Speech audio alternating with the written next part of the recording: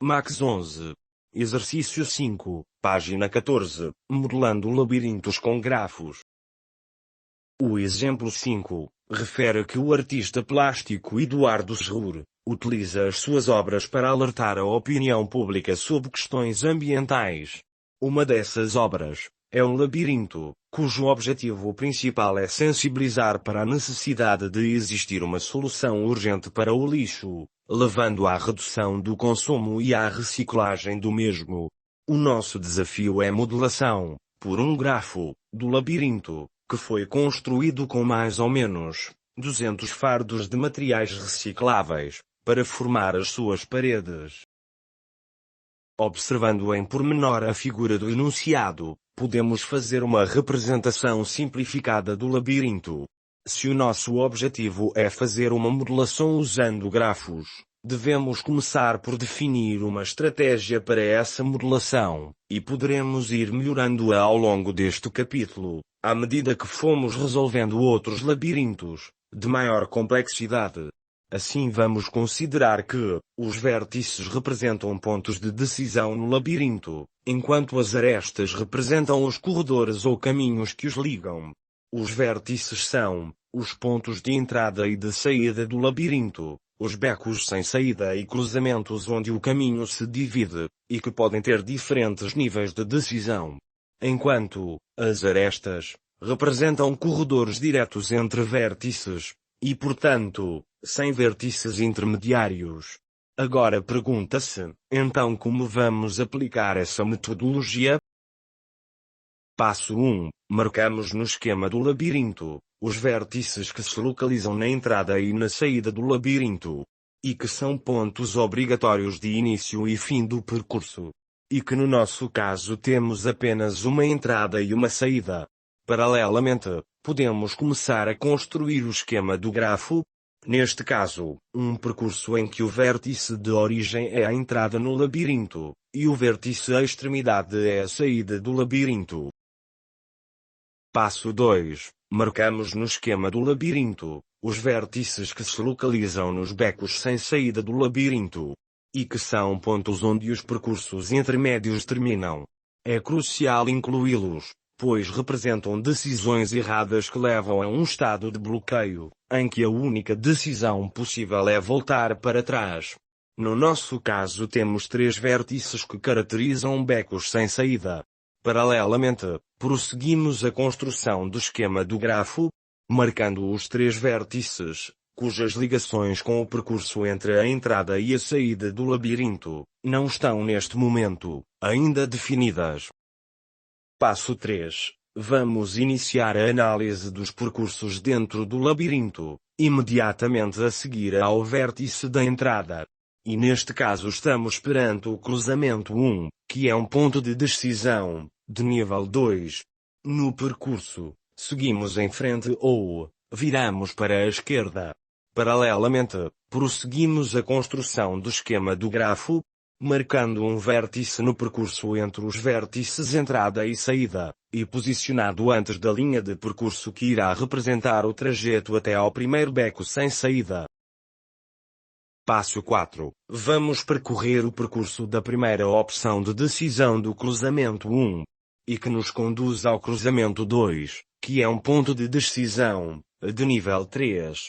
Paralelamente, prosseguimos a construção do esquema do grafo, marcando um vértice no percurso entre os vértices do cruzamento 1 e saída, e posicionado no alinhamento do primeiro beco sem saída porque esse percurso é uma das 3 opções do cruzamento 2.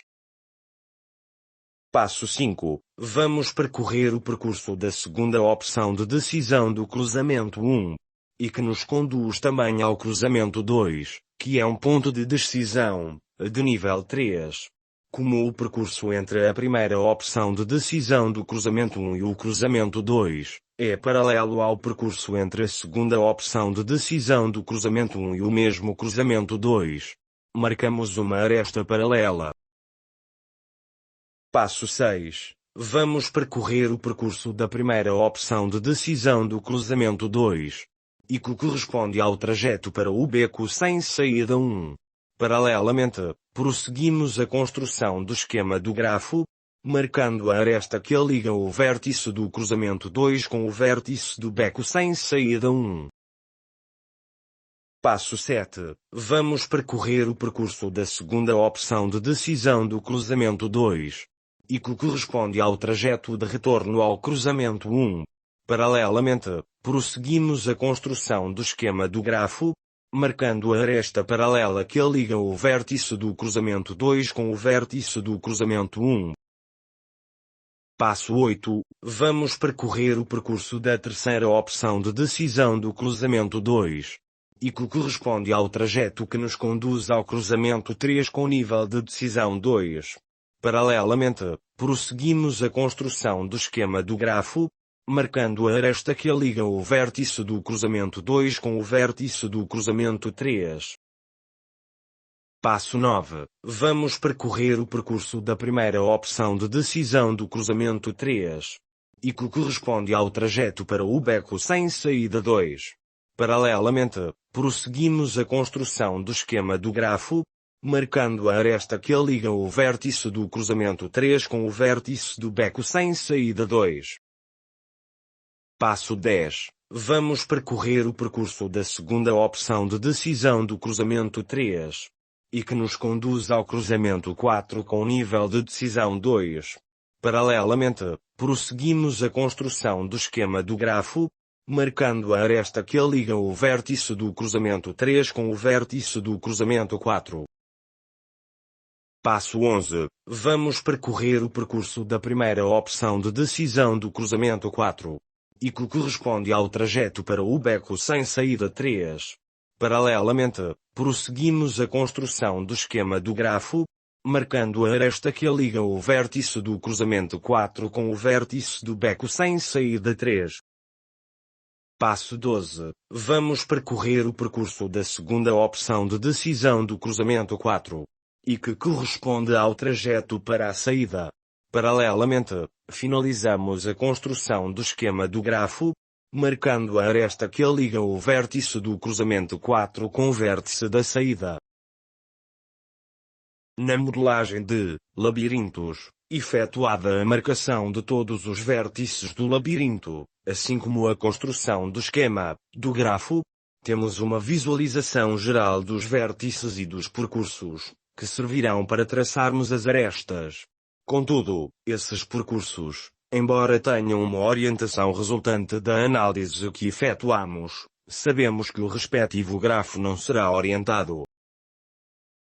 Este é o grafo correspondente à análise efetuada à conectividade do labirinto. Por uma questão de facilidade de análise de um grafo, os vértices devem ser nomeados, e em termos gerais, podemos definir 1. A letra I, de início, para o vértice de entrada, 2. A letra F, de fim, para o vértice de saída, 3. A letra B, de beco, associado a um índice, para cada um dos becos sem saída, 4. E a letra C, de cruzamento, associado a um índice, para cada um dos cruzamentos do labirinto.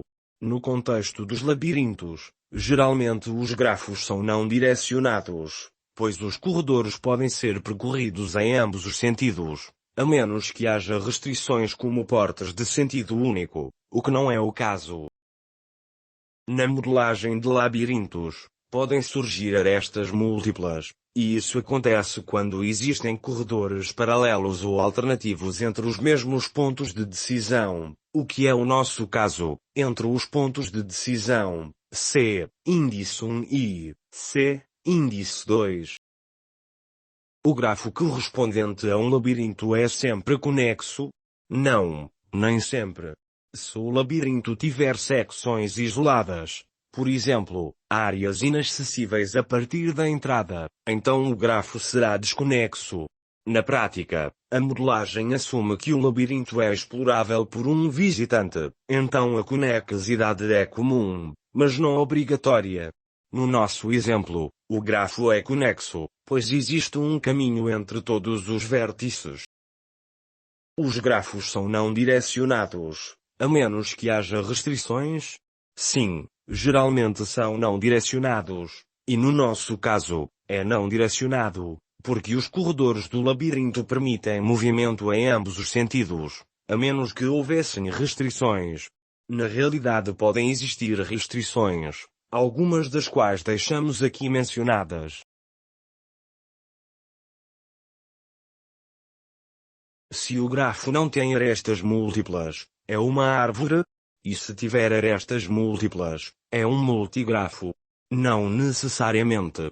A presença ou ausência de arestas múltiplas não define, por si só, se o grafo é uma árvore. O grafo em árvore é simples, o que significa que não existem arestas múltiplas e laços, é conexo e acíclico. Enquanto o multigrafo tem pelo menos uma aresta múltipla, e pode ser ou não, conexo e acíclico. No nosso exemplo, temos um multigrafo pelo facto da aresta dupla, é conexo como vimos, e é cíclico, devido à aresta dupla, C, índice 1 e C, índice 2, que permite definir um ciclo entre esses dois vértices. Resumindo, a modelação do nosso exemplo é um multigrafo, porque tem uma aresta múltipla entre os pontos de decisão, C, índice 1 e C, índice 2. É um grafo conexo, porque existe um caminho entre todos os vértices. E é cíclico, porque temos um ciclo entre os pontos de decisão, C, índice 1 e C, índice 2. Antes de finalizar, vamos ver dinamicamente no GeoGebra a construção do multigrafo, e nela podemos analisar a sequência. Primeiro, o percurso não especificado entre o vértice I e F. Segundo, os três vértices associados aos três becos sem saída, nesta fase ainda não posicionado no grafo. Terceiro, o percurso inicial entre o vértice I da entrada e o vértice C, índice 1 do cruzamento 1. Quarto, os dois percursos entre o vértice C, índice 1 do cruzamento 1, e o vértice C, índice 2 do cruzamento 2. Quinto, as duas opções de percurso do cruzamento 2, a primeira para o beco sem saída 1, e a segunda para o vértice C, índice 3 do cruzamento 3.